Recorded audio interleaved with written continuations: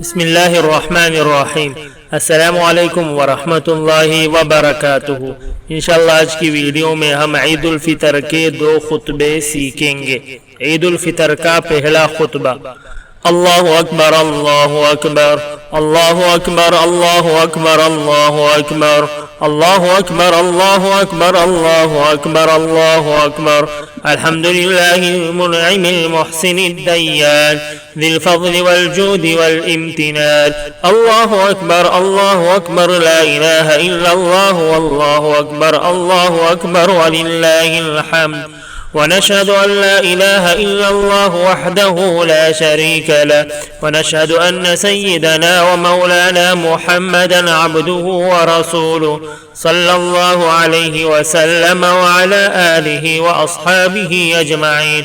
الله أكبر الله أكبر لا إله إلا الله والله أكبر الله أكبر ولله الحمد.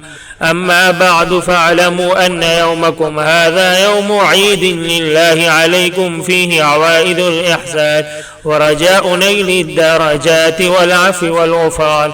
الله أكبر الله أكبر لا إله إلا الله والله أكبر الله أكبر ولله الحمد. وقد قال رسول الله صلى الله عليه وسلم: إن لكل قوم عيدا وهذا عيدنا. الله أكبر الله أكبر لا إله إلا الله والله أكبر الله أكبر ولله الحمد. وعن ابن عباس قال: فرض رسول الله صلى الله عليه وسلم زكاة الفطر طهرة للصيام من اللغو والرفث وطعمة للمساكين. الله أكبر الله أكبر لا إله إلا الله والله أكبر الله أكبر ولله الحمد. أعوذ بالله من الشيطان الرجيم. قد أفلح من تزكى وذكر اسم ربه فصلى. عید الفطر کا دوسرا خطبہ: اللہ اکبر اللہ اکبر اللہ اکبر اللہ اکبر اللہ اکبر اللہ اکبر اللہ اکبر. الحمد لله نحمده ونستعينه ونستغفره ونؤمن به ونتوكل عليه ونعوذ بالله من شرور أنفسنا ومن سيئات أعمالنا.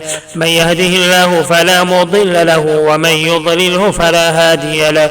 الله أكبر الله أكبر لا إله إلا الله والله أكبر الله أكبر ولله الحمد. ونشهد أن لا إله إلا الله وحده لا شريك له، ونشهد أن سيدنا ومولانا محمدا عبده ورسوله صلى الله عليه وسلم وعلى آله وأصحابه أجمعين. الله أكبر الله أكبر لا إله إلا الله والله أكبر الله أكبر ولله الحمد.